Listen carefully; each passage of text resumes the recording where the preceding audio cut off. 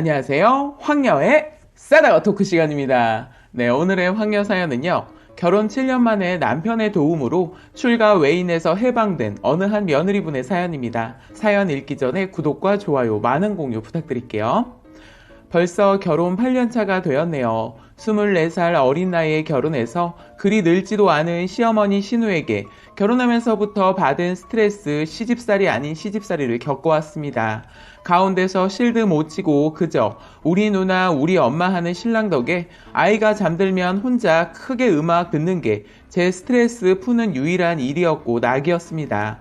남편은 은근 가부장적인 면이 없지 않아 있고 여자는 실에게 잘해야 한다고 합니다. 그리고 나이 어린 사람은 자기보다 연장자에게는 무슨 일이건 이해해줘야 하고 가능하다면 맞벌이도 하며 육아도 완벽하게 해야 된다는 그런 남자입니다.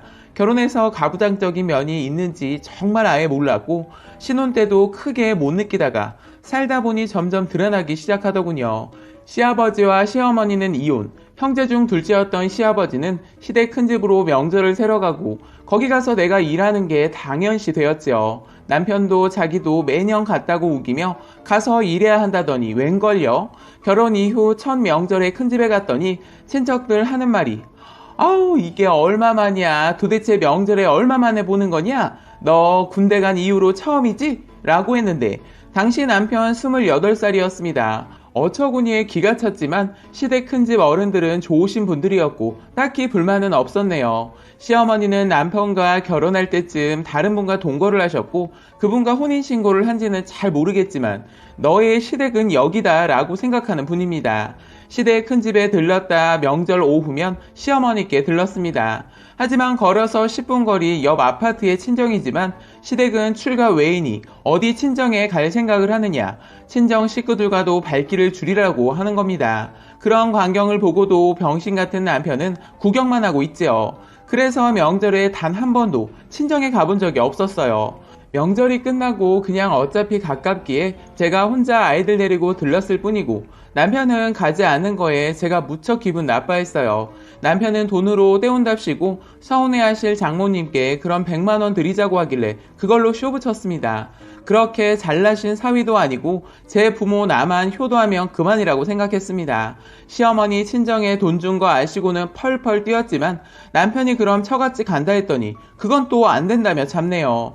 그 이후 꾸준히 돈 주는 것은 어떻게든 안 된다며 남편 설득하지만 그건 남편이 굳건해서 매해 남편이 먼저 챙겨드립니다. 그러고 보니 처음에는 울기도 많이 울었어요. 시어머니와 같이 동거하는 남자는 시아버지 행세를 합니다. 며느리 하다가 허구한 날 술 마시고 술 권하고 자기 기분 나쁘면 훈계하고 거기에 덩달아 신랑보다 한 살 많은 신우까지 합세해서 뭐라고 합니다. 시아버지 버젓이 살아계시는데 그 동거남에게 아빠 하는 거 보면 콩가루가 이런 콩가루가 없어 보였네요. 본인은 손이 신우이니 형님 하며 깍듯이 모셔야 하고 어른을 대하는 마음으로 해야 한다네요. 하는 행실을 보면 기가 차는데 차분하고 그놈과는 거리가 멀고 자기 기분대로 뻑하면 저희 남편에게 야, 이 참새 새끼야, 너 정신병자냐?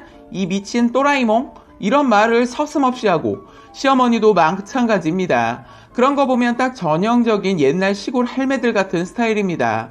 남들보다 덩치가 커서 4.2kg로 태어난 아들. 자연분만이라 통증이 심해서 거의 앉아 있지를 못하는데 시어머니 신우 병문안 와서는 방바닥에 앉으라고 하네요. 어른이니 우리가 침대에 앉고 넌 바닥에 앉으라는데 당시에 아예 앉지도 못해서 옆으로 팔귀에서 누워서 남편이 밥 떠먹여주고 있는 상태였는데 말이죠. 당연 산모 방석도 없었고 마침 남편이 잠시 나갔었고 너무 아파서 인상을 찌푸리니 표정이 그렇다며 둘이 돌아가면서 온갖 구박을 하고 가셨는데 어찌나 울었던지 결국 덧나서 한참을 고생했어요. 아이가 태어난 뒤 100일 지난 뒤로는 일주일 중 4일은 시댁에 가 있는 일이 다반사였고 아이가 5살 올해 초까지도 이렇게 시댁에 갔습니다. 남편은 내 앞에선 시어머니 편 들었고 시어머니 앞에선 내 편을 들어서 꼭 나랑도 싸우고 시어머니랑도 싸우게 되네요. 그걸 다시 제게 와서 얘기하면서 시어머니랑 싸웠다며 너 때문이다 라는 뉘앙스로 이야기를 합니다. 멍청하고 미련한 것도 이 정도면 상줘야 하지 않나 싶네요. 여튼 이런 비슷한 시어머니 시누이 갑질 이야기들은 여기저기 많다지만 나 또한 크게 다를 바가 없었네요. 친정 엄마 속상할까봐 그동안 힘들었던 말도 못 꺼내고 혼자 벙어리처럼 혼자 가슴앓이하며 그렇게 살아왔습니다. 그러다 그 꼴통 신우가 작년 초 결혼을 했습니다. 술 먹으면 개 쌍욕은 기본이고 자기가 실수해도 염치도 없이 숨어버리고 한 번도 사과하는 법이 없었고 어물쩍 넘어가 버립니다. 그 나이에 성형도 하고 여기저기 고쳐놔서 나쁘진 않았으며 그 무렵 나이 좀 있는 남자 하나 덥석 물어 결혼을 하였습니다.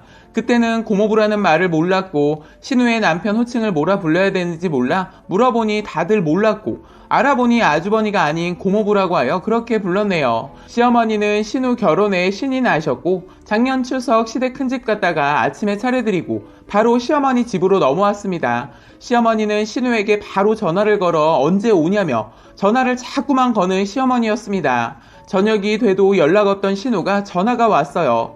집안이 차례도 많고 장손에다 뭐 그런 집안이라고 하네요. 일도 많은 데다가 며느리라곤 딱 하나 신우뿐이라 명절 당일이 지나가도 친척 어른들이 계속 오셔서 갈 수가 없다는 것이었습니다. 그러자 시어머니 난리 아닌 난리가 났죠. 그 모습에 그냥 빤히 바라보았는데 어찌나 꼬시던지 비집고 나오는 웃음을 참기가 힘들어서 방으로 들어가 숨죽여 웃고 나왔습니다. 결국 추석 명절이 다 지나도록 신우는 오지 못했고 올해 설날도 마찬가지였어요. 작년 추석 이후 남편과 아이 데리고 시어머니 집에 가면 궁시렁대며 신우가 잘 오지 못한다며 애를 태우고 있더군요.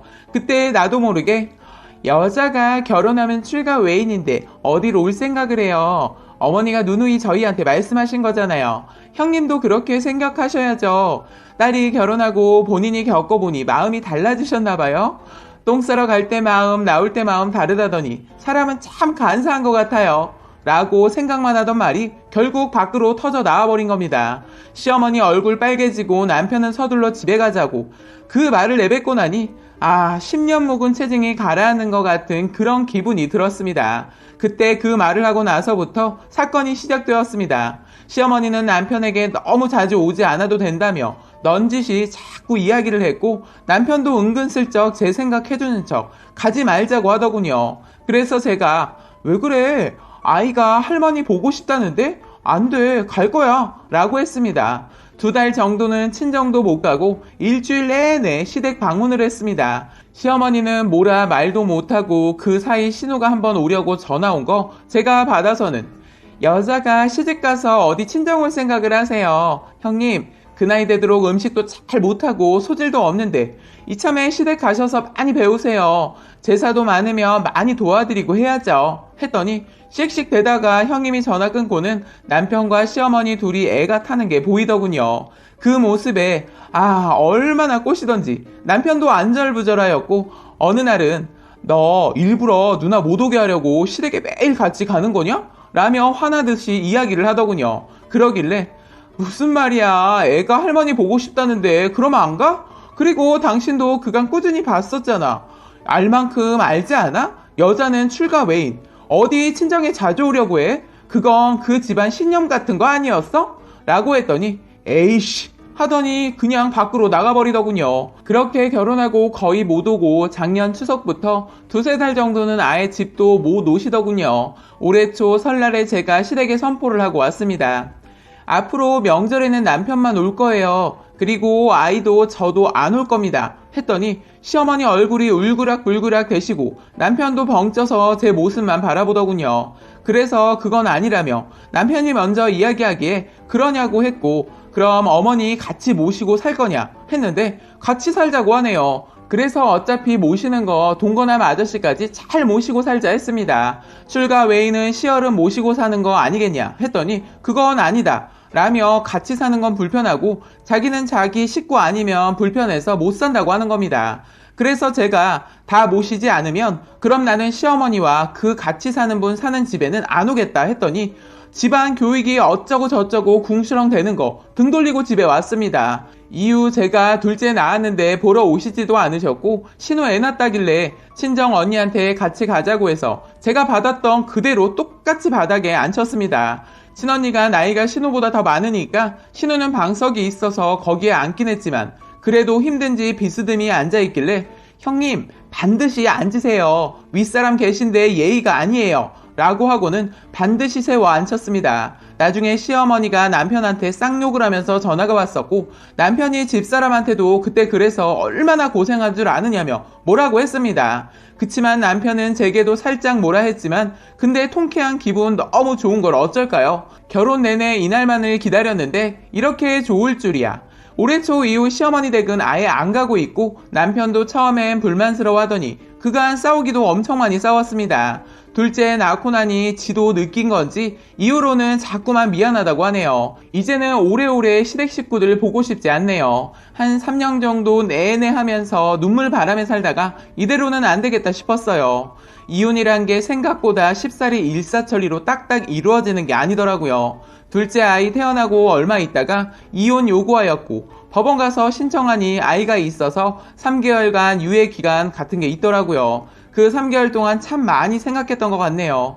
아이도 점점 더 이뻐지고 배밀이도 하고 뒤집기도 하니 그래도 아이 아빠가 필요하지 않나 싶기도 했고요. 남편도 내가 더 잘할게 라고 하며 최종 일자에 나가지 않고 그냥 일종의 해프닝처럼 없었던 일로 하였고 서로 좀 마음을 다지게 되는 그런 계기가 되었네요. 그 뒤로 제가 슬슬 말대답 시작하고 아이 있는데 신우가 욕하면 형님 그 입 좀 담으세요 하고 꽥 소리도 지르고 했습니다. 물론 처음엔 신우 시모가 저더러 미쳤냐며 뭐라 했지만 남편은 그 모습에도 아무 말 없이 있으니 넌 무슨 말이라도 해보라며 애가 하는 지금 이게 경우 있는 행동이냐 라고 하셨죠. 그 이유는 제가 미친 척하고 집에 가버리거나 그랬거든요. 그렇게 하고 나면 사과하라고 난리였지만 저는 뭐 사과 같은 거 안 했어요. 그러면서 제가 요즘 기분이 왔다 갔다 해서요. 이해해주세요. 라고 했어요. 나중엔 시어머니 진짜 스트레스 받아 하시고 한숨 쉬시고 전 그냥 미친 여자 코스프레로 또 정상적으로 있는 척 뭐 그랬어요. 그리고 신우 결혼하고 출가 외인 운운하면서 제가 시어머니에게 터뜨렸을 때도 신우 애 낳고 병문안 가서 바닥에 앉으라고 시켰을 때도 처음엔 멀뚱히 서서 바라보고 있었어요. 그러다 몇 번 얘기하니 일어서기까지 했는데 진짜 죽일 듯이 저랑 언니 바라보고 서 있더라고요.